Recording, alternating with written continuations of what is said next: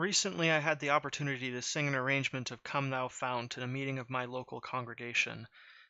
My wife, who was accompanying me on violin, and I practiced and practiced for a month and a half. And when the day came, I felt really confident that we'd do well. It was sounding really good in our practices. But when I stood up at the podium, my throat went as dry as a bone in an instant. I don't know if you've ever tried to sing with a dry throat, but it isn't pretty. And it isn't fun. There was more than one place in the song where I had to try to sneak in a swallow to try to wet my throat down again, and on at least one occasion it disrupted the flow of the song. On top of this, my diaphragm was being super uncooperative, which meant my breath support was lackluster at best, and I had to take way more breaths than should have been necessary. Again, this clearly affected the technical quality of my performance, and I left that performance more than a little dejected. I love that hymn, and I'd not done it justice. It was more than a little confusing to me then, I'm sure you can imagine, when many people came up to me after the meeting and told me how well they thought I had sung it. And yeah, sure, some of that might have just been from people trying to make me feel better, or it might have been from people who, don't have the background in singing that I do to notice things like that. But there were enough people in the group of people coming up to thank me that I know can sing really well, that they're very good vocal performers, and also people that wouldn't sugarcoat it for me, that there was some genuine praise for that performance, and it just didn't sit well with me.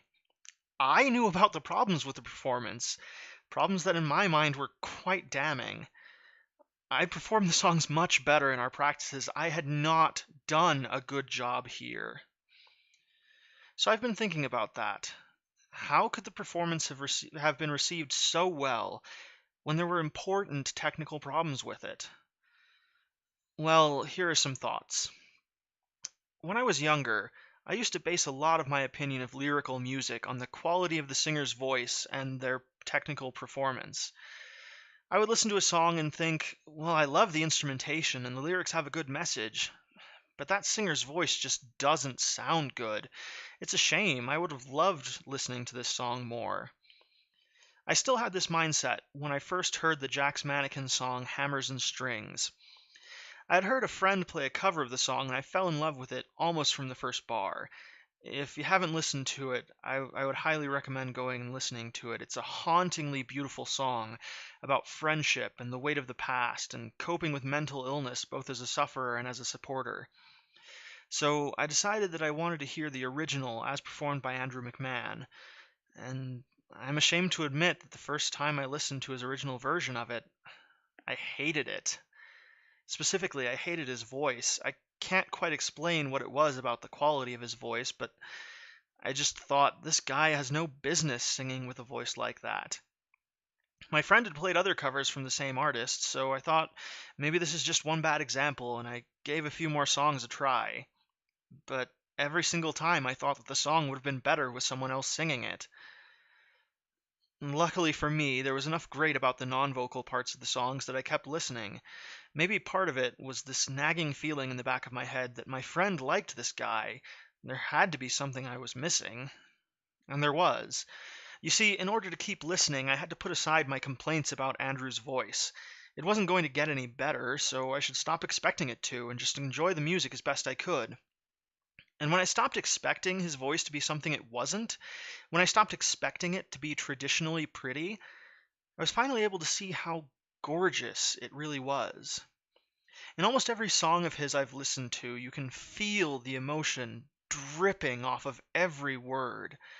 You can tell that the songs mean something to him, and his voice makes them mean something to me too.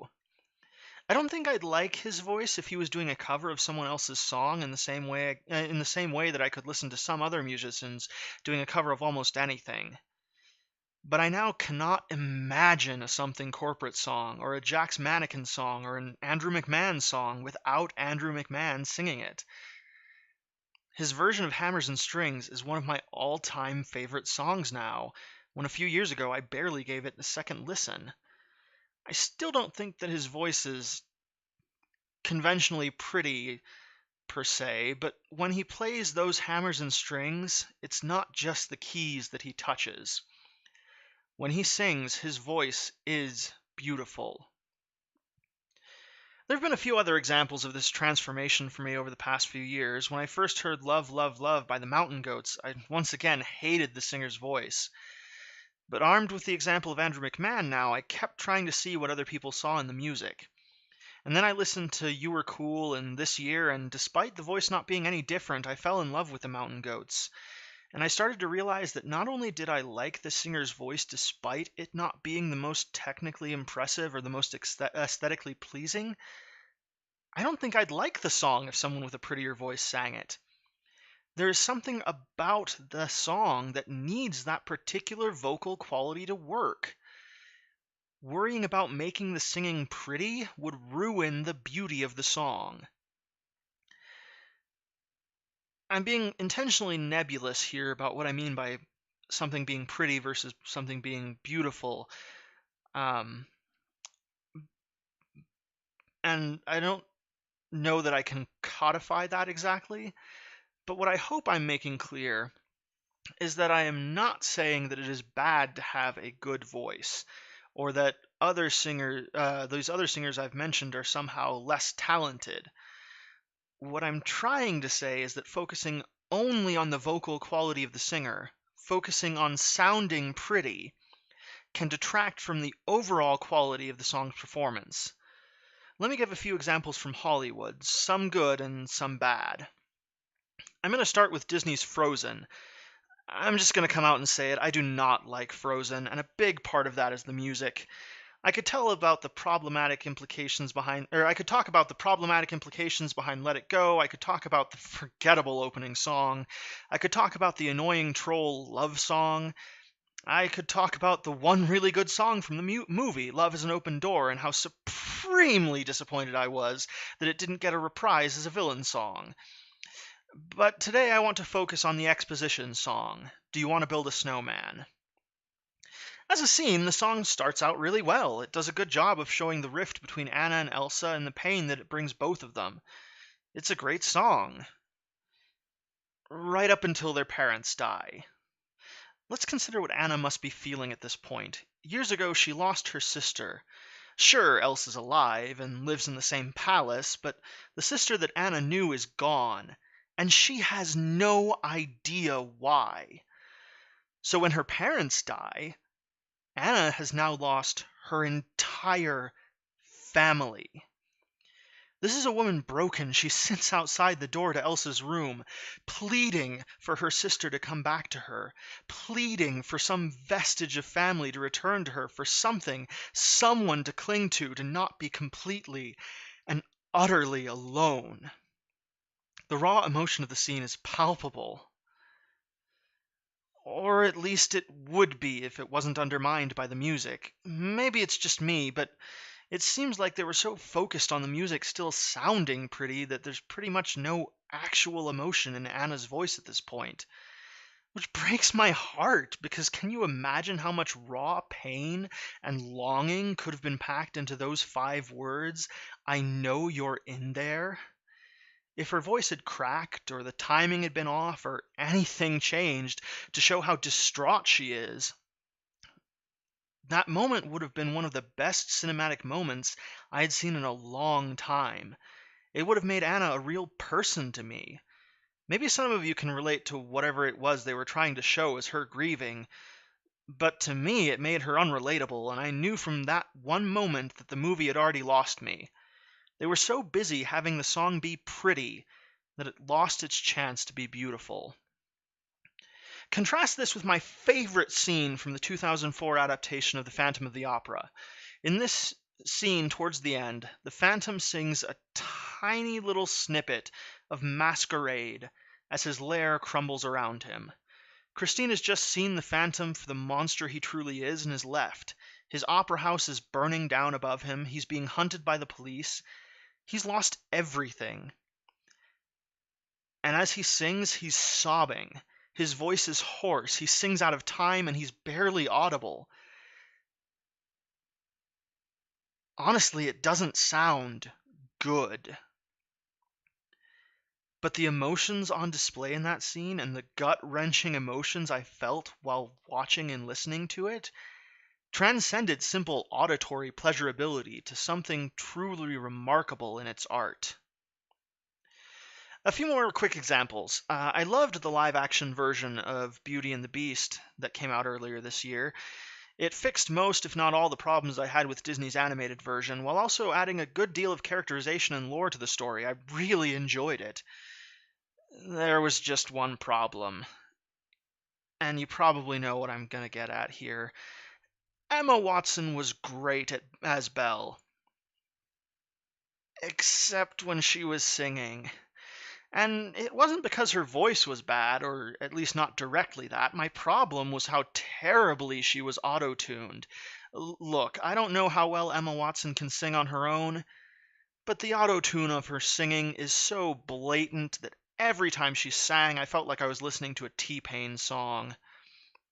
It totally pulled me out of the movie, every single time. Maybe they didn't think Emma Watson had a good singing voice, but I can guarantee it would have been better without the auto-tune, no matter how bad she was. I can say this because of my last movie example, the one that got me thinking about how Hollywood handles music in regards to this question. And that movie, if you've seen the image that I've got on the screen, is The Book of Life. If you haven't seen The Book of Life, it's about a guy named Manolo Sanchez, who's pushed by his family to be a bullfighter when all he wants to be is a musician. It's also about him trying to win the heart of Maria Posada. Now, Manolo is great with the guitar, at least from the perspective of someone who knows only the very basics of how the guitar is played, but if I'm honest, he doesn't have that great of a singing voice, at least to my ears. But you know what? I still absolutely love the music in that movie. The Book of Life has some of the best music I have seen come out in a Hollywood movie in recent years. Because even if his voice isn't the best, they have the actor who does the voice for Manolo also do the singing. So it's really easy to believe that it is Manolo singing. One of the big things in this movie is Manolo gets a guitar from Maria that has the words, "Always sing from the heart," etched into it. And when he sings, you can tell that he is singing from the heart. And it really packs an emotional punch. His music is beautiful, even if it's not very pretty. I think about one of the original songs from the movie. It's a song called "I Love You Too Much."